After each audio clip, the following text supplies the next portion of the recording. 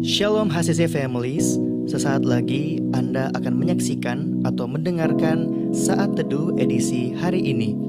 Mari persiapkan hati dan pikiran saudara untuk bersungguh-sungguh mengambil waktu, berdoa, dan menyembah Tuhan bersama-sama.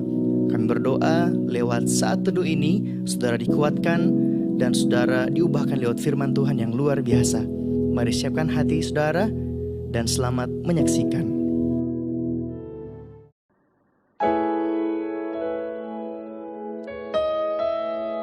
Sungguh baik Kau Tuhan. Hari ini kami ada semua karena Tuhan. Kami mau datang dengan segenap hati kami untuk datang di dalam hadirat Tuhan. Kami mau datang kepadamu ya Tuhan, lebih lagi Tuhan, menyaksikan keindahan-Mu Tuhan.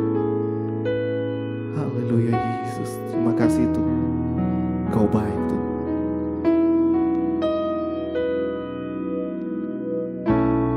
Dengan segenap hati dan jiwaku,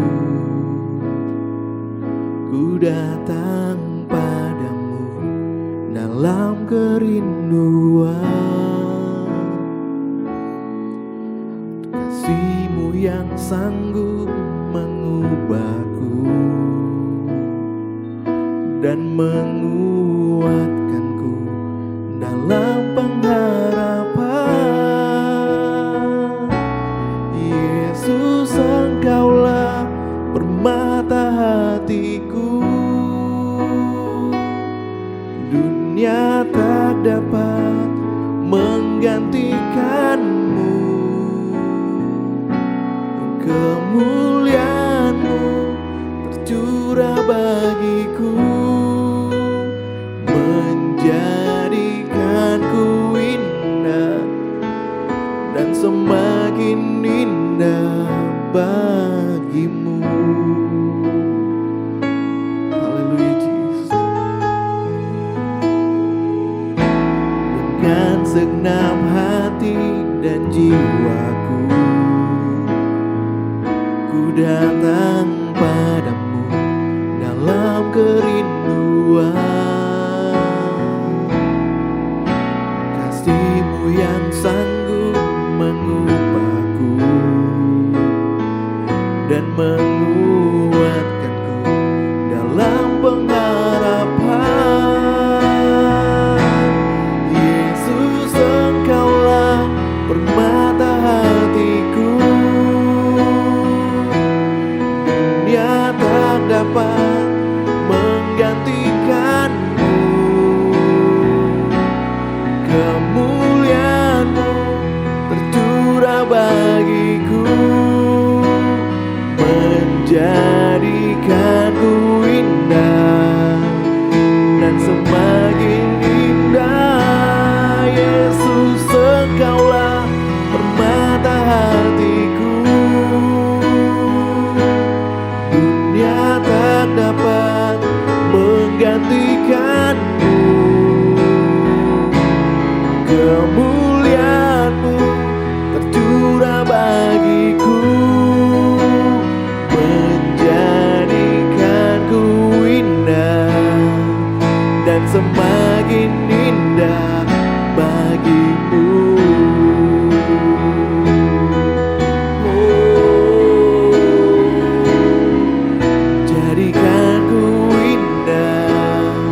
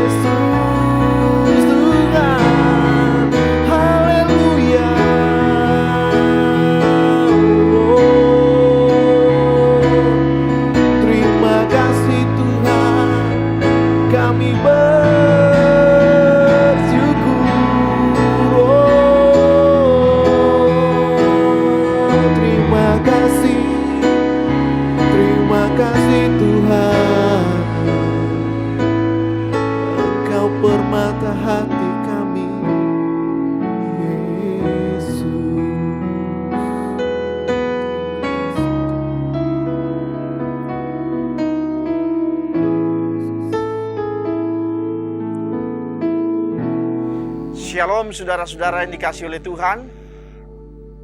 Sebelum kita mendengarkan kebenaran firman Tuhan, mari kita satukan hati kita. Kita tundukkan kepala, kita berdoa. Terima kasih Tuhan Yesus untuk pagi hari ini Tuhan.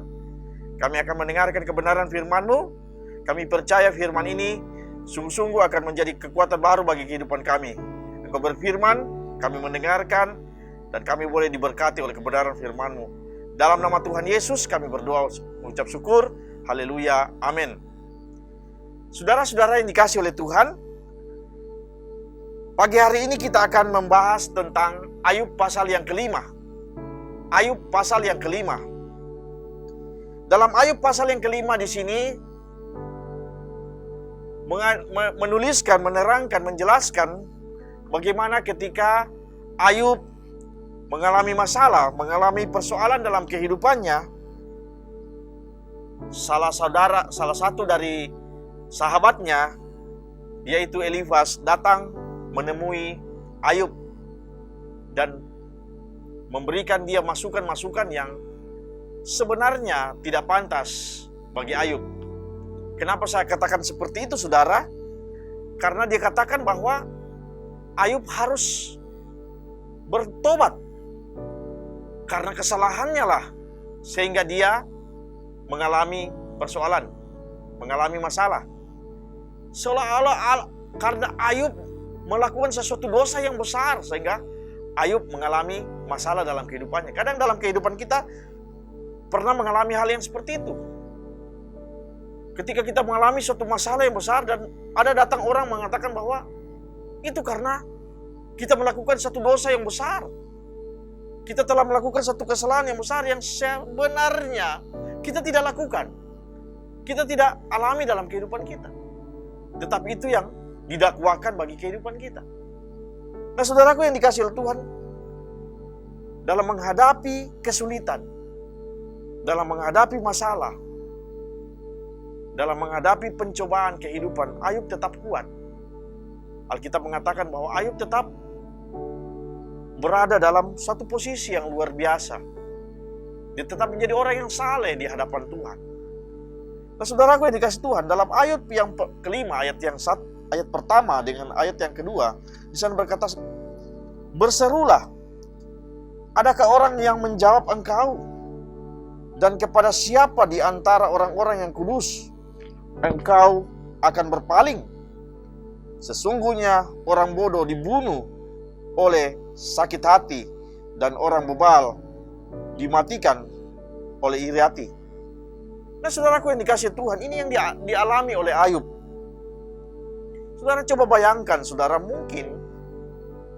mungkin jika orang yang paling dekat dengan hidup kita, misalnya istri kita atau suami kita, atau anak-anak kita menjadi orang yang berhasil, atau ada saudara-saudara kita yang menjadi orang yang berhasil, orang yang sukses, mungkin kita akan merasa bangga, ya. Itu pasti. Atau teman-teman dekat kita, ada teman yang tiba-tiba hidupnya berhasil, hidupnya sukses, hidupnya menjadi orang yang bahagia. Kita pasti akan menjadi orang yang bangga sebagai orang terdekat kita. Tetapi bagaimana, saudara yang dikasihi Tuhan, ketika orang yang menyakiti hati kita, orang yang pernah membuli kita, orang yang pernah menghancurkan kehidupan kita, yang pernah bersalah dalam hidup kita, dia hari ini adalah orang yang berhasil, orang yang sukses di mata kita. Kita mungkin akan iri hati, kita mungkin akan sakit hati, kita mungkin akan dengki, mungkin ada perasaan yang tidak senang dengan keberhasilan dia. Itu manusiawi, saudara. Kita pun pernah mungkin mengalami hal yang seperti itu.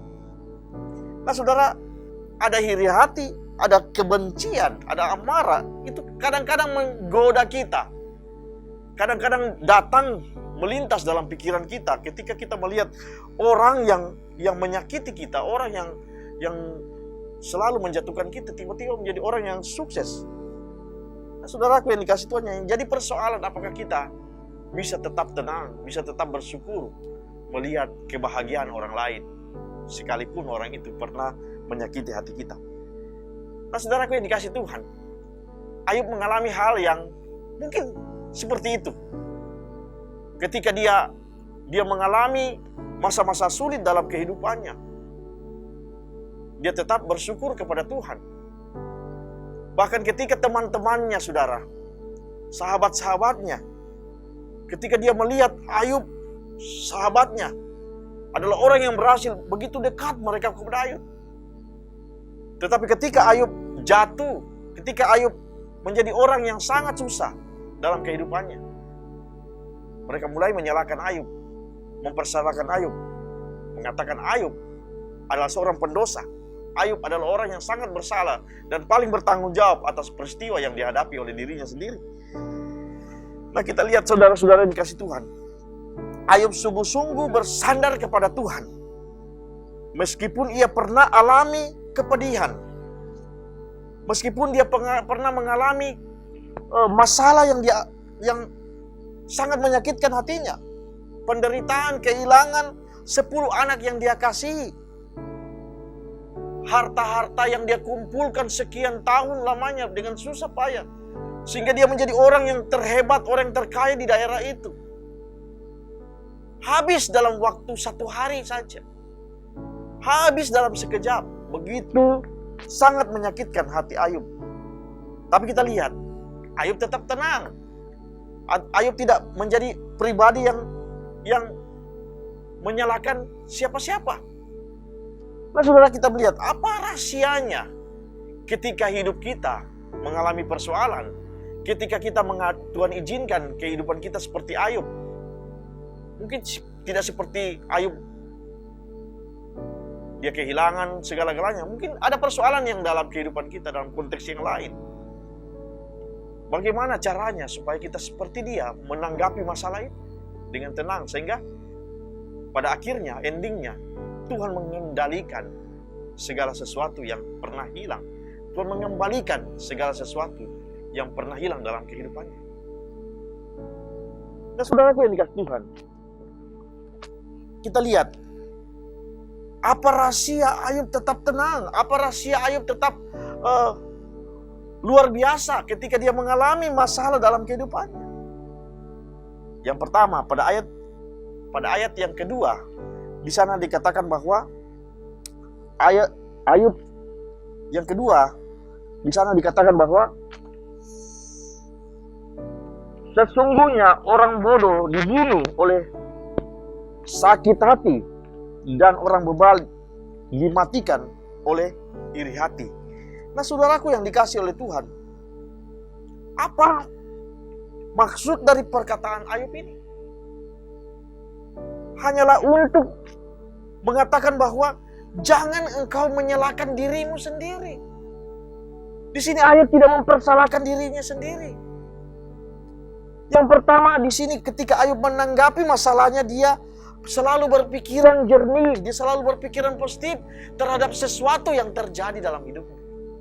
Dia tidak menyalahkan dirinya sendiri.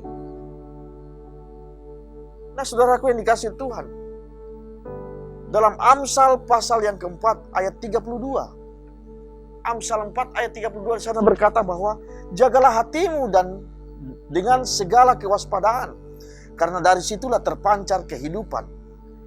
Ayub menjaga hatinya supaya dia tidak berpikiran yang jahat terhadap dirinya. Dia tidak mengatakan, wah, apa salah saya? Mungkin gara-gara saya. Mungkin ada sesuatu kesalahan yang saya lakukan, sehingga Tuhan izinkan persoalan itu masuk dalam hidup saya. Tetapi dia selalu berpikir, selalu ada maksud Tuhan dalam hidup saya. Pasti terjadi ini seizin Tuhan. Nah, itu yang pikiran Ayub. Dia selalu berpikiran positif. Yang kedua, saudara yang dikasih Tuhan, Ayub tetap mencari Allah. Meskipun dia mengalami masalah, meskipun dia mengalami persoalan, dia tetap mencari Allah. Ayat yang ke-8 dan 9 di sana dikatakan, tetapi aku akan mencari Allah, dan kepada Allah aku akan mengadukan perkaraku. Ia melakukan perbuatan-perbuatan yang besar dan yang tidak terduga, serta keajaiban-keajaiban yang tak terbilang banyaknya. Nah, saudaraku yang dikasih Tuhan, walaupun dia mengalami masalah,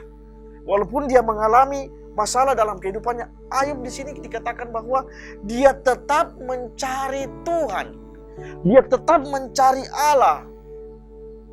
Nah saudaraku yang dikasih Tuhan, kadang kita dalam hidup kita mulai ketika ada masalah yang terjadi dalam hidup kita, kita mulai meninggalkan persekutuan-persekutuan kita.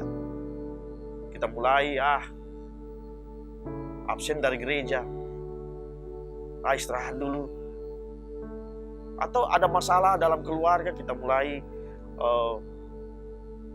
tidak mendekatkan diri lagi kepada Tuhan. Dulunya rajin membaca Alkitab, dulunya rajin ke gereja. Tiba-tiba kita mengubah segala sesuatu, aktivitas yang baik dalam hidup kita.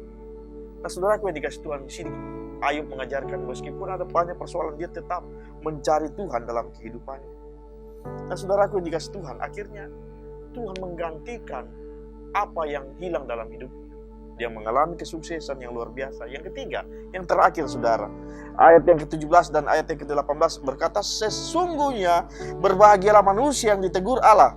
Sebab itu jangan engkau menolak didikan yang maha kuasa, karena dialah yang melukai tetapi juga yang mendebat.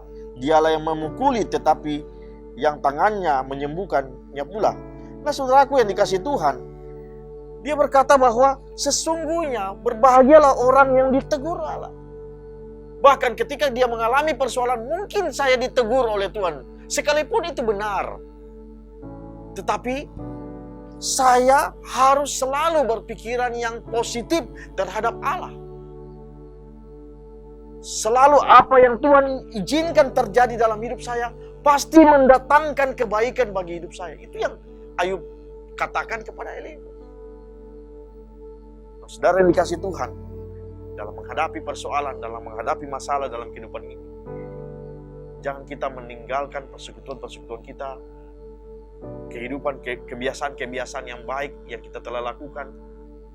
Tetapi mari saudara, jangan kita pernah mempersalahkan diri kita dan lingkungan kita dan orang-orang di sekitar kita ketika kita mengalami masalah. Jangan kita pernah mempersalahkan Tuhan dalam kehidupan kita ketika kita mengalami masalah. Tetap kita mencari Tuhan meskipun masalah itu tetap ada dalam hidup kita. Tetap kita percaya kepada Tuhan. Seperti Ayub adalah orang yang saleh, orang yang berkenan di hadapan Tuhan. Dan kita lihat endingnya, Tuhan memberkati kehidupan Ayub. Tentu saudara mau seperti itu, jadi seperti Ayub. Tuhan Yesus memberkati. Kita tundukkan kepala, kita berdoa. Bapa di surga, kami mengucap syukur untuk firman-Mu. Kami percaya firman ini akan menguatkan kami. Kami percaya sepanjang hari ini Tuhan akan selalu memberkati kami. Bahkan saat ini hamba berdoa, setiap jemaat-Mu yang saat ini mungkin dalam keadaan kelemahan tubuh sakit, Tuhan sembuhkan dengan kuasa-Mu, dengan bilur-bilur-Mu, Tuhan pulihkan kembali kesehatan mereka. Yang saat ini mengalami masalah dalam kehidupannya, Tuhan nyatakan kemuliaan-Mu bagi hidupnya. Tuhan berkati kehidupannya. Bahkan hari-hari ini mengalami masa sulit, Tuhan berkati kehidupannya sehingga mereka boleh keluar dari persoalan mereka. Tuhan memberkati mereka, kuatkan mereka, iman mereka dalam nama Tuhan Yesus. Terima kasih Bapa di surga, kami memulai hari ini di dalam nama Tuhan Yesus Kristus yang adalah Tuhan dan Juru Selamat kami yang hidup. Haleluya. Amin. Shalom HCC Families, sesaat lagi Anda akan menyaksikan atau mendengarkan Saat Teduh edisi hari ini. Mari persiapkan hati dan pikiran saudara untuk bersungguh-sungguh mengambil waktu berdoa dan menyembah Tuhan bersama-sama. Kami berdoa lewat Saat Teduh ini, saudara dikuatkan dan saudara diubahkan lewat firman Tuhan yang luar biasa. Mari siapkan hati saudara dan selamat menyaksikan.